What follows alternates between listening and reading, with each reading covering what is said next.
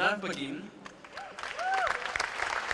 נדב בגין ידוע גם בכינוי שלו איימיש בוי, אני מניח שנתקלתם עליי באתר שלו, והפרויקט שלו וונדרלנד, שעליו הולך לדבר איתכם עליו, זכה בהרבה פרסים ומוצג הרבה מאוד מקומות, ואני מאוד שמח שאתה איתנו נדב. המפגש שלי עם עולם הטבע והחרקים התחיל בעצם בילדותי, ואם תחשבו על זה תראו שבעצם הדבר הכי נגיש לחובב טבע שלא גר באיזה סוואנה באפריקה זה בעצם חרקים. המגוון שלהם פשוט עצום והם נמצאים בכל מקום סביבנו. יותר מאוחר כשהתבגרתי נמשכתי מאוד לספרי מדע בדיוני ופנטזיה, וזה היה מבחינתי פשוט עוד מאותו הדבר. עוד כל מיני עולמות בדיוניים, נופים היסטוריים וכמובן המון המון יצורים מופלאים. ולא סתם תעשיית הקולנוע שואבת כל כך הרבה השראה מהם. זאת הסיבה שכשנשאבתי לעולם הצילום לפני כמה שנים, באופן מאוד טבעי נמשכתי לתחום המקרו. ברגע ששמתי את העדשה על המצלמה ויצאתי פנימה, הרגשתי כמו איזה חוקר שמבקר פעם ראשונה בעולם זר, ומבחינתי זה היה ממש כמו לטוס לחלל או לצלול לקרקעית האוקיינוס. היום אני רוצה להציג בפניכם את הפרויקט האחרון שלי, שנקרא וונדרלנד. וונדרלנד היא סדרה שמציגה חרקים ויצורים קטנים אחרים באיזשהו עולם קסום של פנטזיה, ובעצם מנסה להראות אותם בצורה טיפה שונה מהדרך שבה אתם נתקלים בהם בדרך כלל. אני מניח שאצל חלקכם זה גם מלווה לפעמים בצרחות אימה. אז קודם כל, למי שעובר את המחשבה בראש, לא, זה לא פוטושופ. כל התמונות שתראו היום הן תמונות אמיתיות, אלה צילומים אמיתיים, ומעבר לעריכה בסיסית של בהירות, קונטרסט, דברים כאלה, הכל אמיתי, זו לא אמנות דיגיטלית. כל הנופים, כל הצבעים, הדוגמנים הקטנים והאפקטים, הכל אמיתי, והכל צולם על השולחן במטבח שלי. ותכף אני אראה לכם את זה. עכשיו, אחד הדברים ששמתי אליהם לב במקרו, היה שברגע שאני מצלם את האובייקט שלי, שאר האובייקטים בתמונה בעצם לא בפוקוס, הם מחוץ לעומק השדה, ומה שקורה, הם מקבלים איזושהי צורה אבסטרקטית שאוטומטית מפעילה לי את הדמיון. אז בואו נחזור רגע לתמונה הזאת. מה שאני ראיתי כאן זה איזשהם, לא יודע, חוויות מוזרות כאלה על איזשהו חוף ים בדיוני עם הים הכחול הזה ברקע. עכשיו, מכיוון שאני יודע בוודאות שלא הייתי בשום חוף ים כשצילמתי אותם, אז הבנתי שבעצם מה שפועל כאן זה הדמיון שלי והאסוציאציות שנלוות אליו. אז בואו נראה מה זה באמת. מה שזה באמת זה עלה של חסה שהיה בדרך לסלט ונעצר, וטוב שהוא נעצר כי מה שיש עליו זה ביצים של חרק. ומה שהפתיע אותי בכל הסיפור הזה זה שראיתם את התמונה הקודמת, אז הבנתי שהחביות האלה זה בעצם הביצים של החרק, חוף הים זאת החסה, והדבר שבכלל אימם אותי היה שהתמונות הכחול הזה זה התו כביסה שמחזיק את החסה, פשוט השתמשתי בו בשביל להחזיק, וזה בעצם הים שלנו. אז אפשר לראות את זה שוב? זה הכל, פשוט חסה והתו כביסה.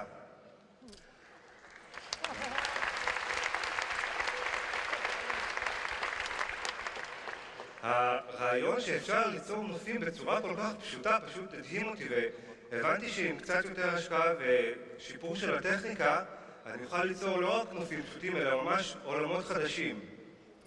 עכשיו, זו התמונה שפתחה את סדרת וונדרלנד, רואים כאן נמלה ענקית על איזושהי גבעה ירוקה עם האפקט היפה הזה ברקע, ושוב זה לא פוטושופ, זו תמונה אמיתית.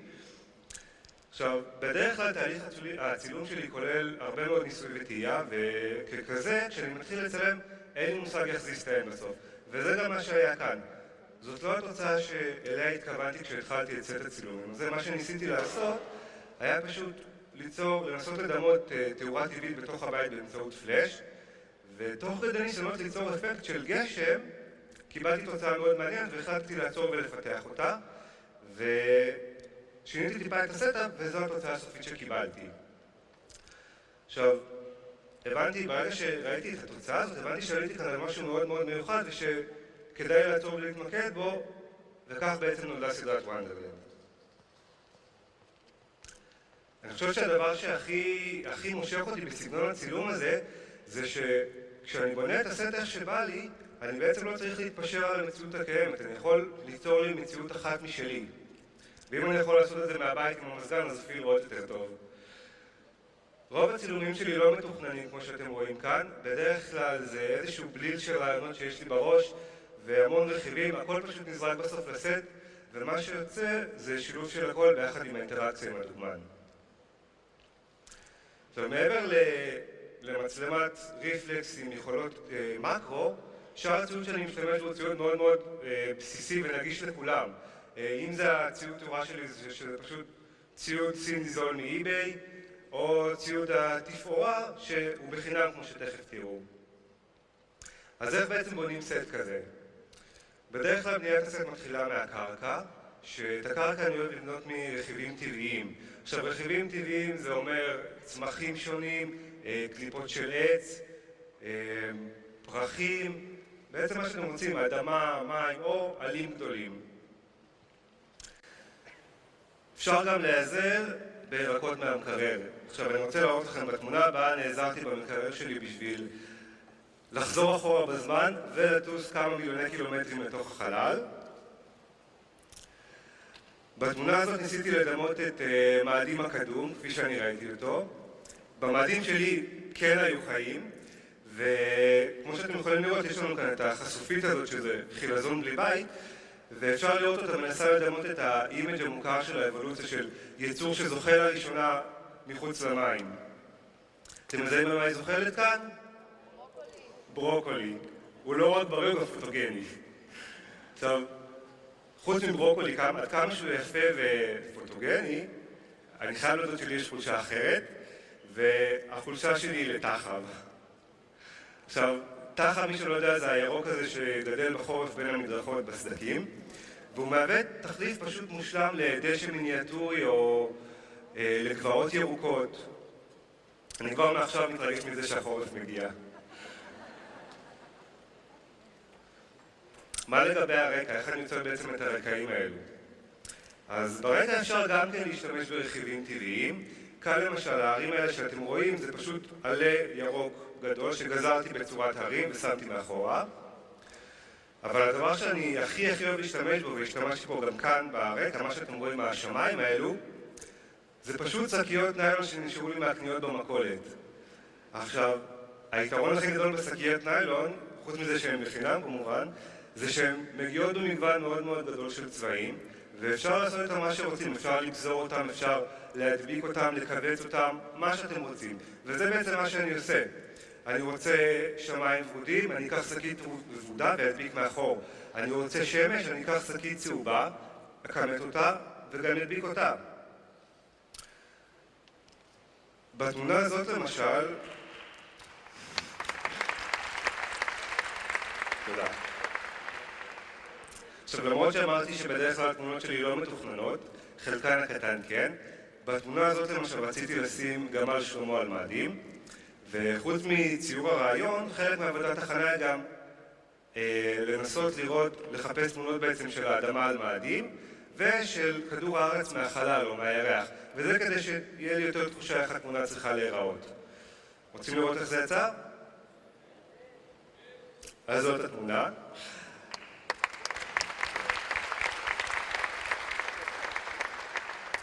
עכשיו, כמו שאתם יכולים לראות, אנחנו בשלב יותר מתקדם בהיסטוריה של מאדים, המים מקודם נעלמו, האדמה התייבשה, והגמל שלמה הזה שמזהה שהוא בצרות, נוטה שיניים לכדור הכחול שלנו.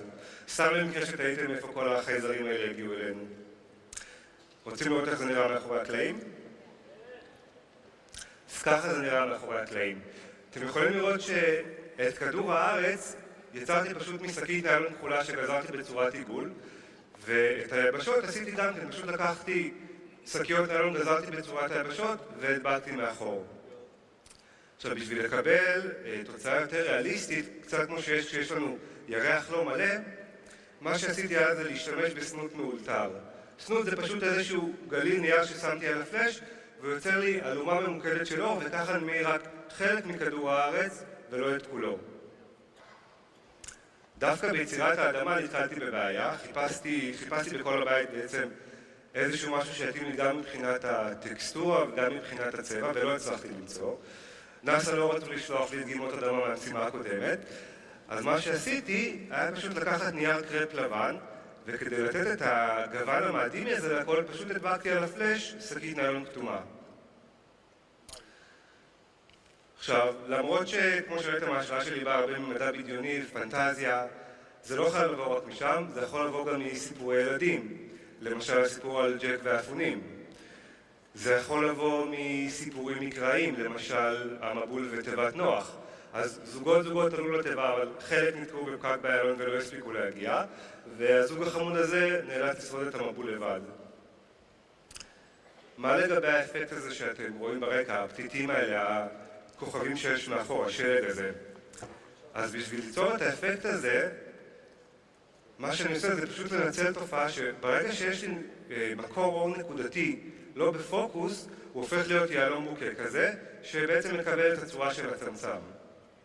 עכשיו, הדרך לקבל מקורות אור קטנים כאלה, אפשר לעשות את זה בכמה דרכים. אפשר להשתמש ברקע מחזיר אור, כמו למשל נייר כסף מקומט. אפשר להשתמש בפתיתי סוכר. אפשר להשתמש בחורים שיש בעלים. או בדרך המועדפת עליי פשוט עם שפריצר מים. בתמונה הבאה שאני אראה לכם, השתמשתי בחורים בעלה. התמונה הזאת אגב הייתה אחת הפיינליסטיות בתחרות הצילום העולמית של סוני, היא גם מוצגה אחר כך בתערוכת הזוכים בלונדון. ומה שבעצם מוצג כאן זה איזשהו גמל שלמה שמנצח על תזמורת נסתרת של חרקים, הוא עומד שם על איזה איש של תחב. והרקע כאן זה פשוט עלה של לימון.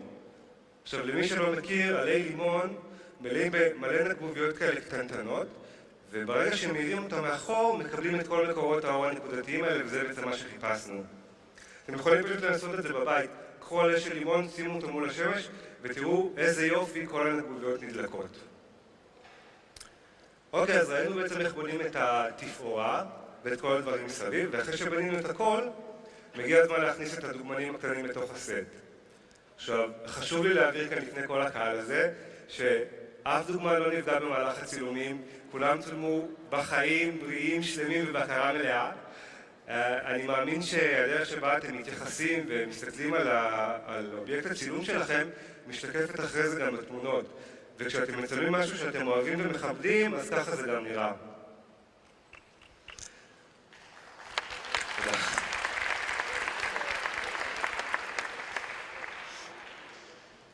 כמובן שכמו כל דוגמן או דוגמנית אחרים, חובה להחתים אותם על טופס שחרור זכויות שלא יתבעו אתכם. אוקיי, אז מאיפה בעצם אני מקבל את מאיפה בעצם מגיעים אליי כל הדוגמנים האלה, כל החרקים האלה? אז קודם כל, יש אותם גם לכולכם בבית, למרות שאתם חושבים שלא, הם נמצאים שם. אבל אני מוצא אותם פשוט בעציצים ששתלתי במרפסת, כמו שאתם רואים, יש שם איזשהו ג'ונגל קטן כזה. והיתרון הכי גדול בשיטה הזאת הוא שאני פשוט לא צריך להוציא אף אחד מהטבע בשביל לצלם, וככה אני לא פוגע בטבע. אני רוצה לצלם, אני יכול פשוט לקחת עציץ, להכניס לתוך הבית, לצלם, וברגע שסיימתי, אני מחזיר אותו בחזרה למרפסת. עכשיו, אחת הסיבות שכל כך הרבה חבר'ה מגיעים אליי, שאני פשוט מדי פעם מרסס קצת מי סוכר על העלים, וכן, זה טריק מלוכלך קצת, וזה פשוט מושך הרבה חרקים קטנים, וברגע שהם מגיעים אחריהם גם יצורים גדולים אחרים, שבאים לטרוף אותם, אבל זה לא משנה כרגע. כמו שאתם רואים, המגוון שביקר אצלי, כמות המבקרים מדי גדולה, זה יכול להיות נמלים, עכבישים, דבורים, גמלי שלמה, מרבה רגליים וגם סממיות.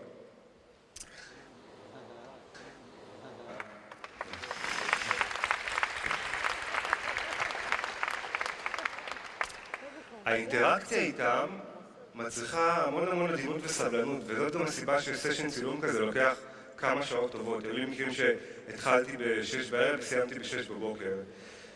ואני חושב שזה לא כל כך שונה מצילום אנשים, כי בסופו של דבר כצלמים, המטרה שלכם היא לגרום למצולם שלכם להרגיש בנוח, וברגע שתתייחסו אליו כמו שצריך, הוא ירגיש בטוח ולא יפחד מכם, וכך הוא ירגיש בעצם בצורה הכי טבעית, וזה מה שאנחנו מחפשים. התמונה האחרונה שאני רוצה להראות לכם היא איזשהו רעיון שהיה לי לקחת זוג חלזונות ולגרום להם להתנשק לאור השקיעה על גבעה. עכשיו, עד כמה שהרעיון עצמו קצת קיצ'י, ברגע שהתחלתי לצלם ולעשות טסטים, הגעתי למסקנה שזה הופך להיות קיצ'י ודביק מדי, והחלטתי לשנות, במקום כל הלבבות הקטנים האלה שאתם רואים, החלטתי לעשות משהו טיפה שונה, וזו התוצאה שבסוף עשיתי.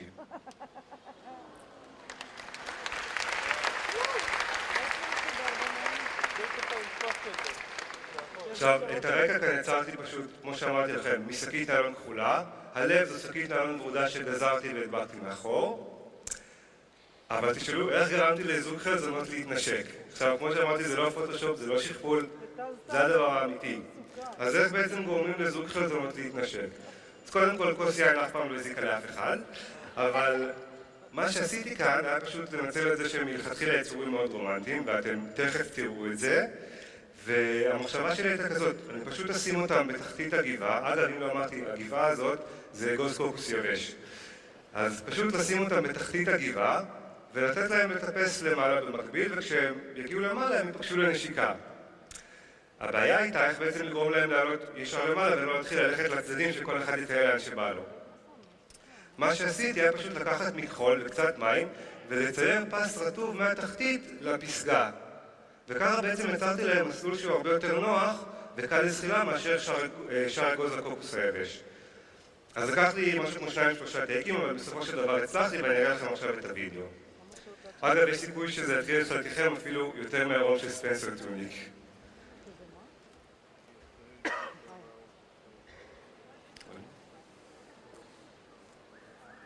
רק רגע. יש? טייק 2.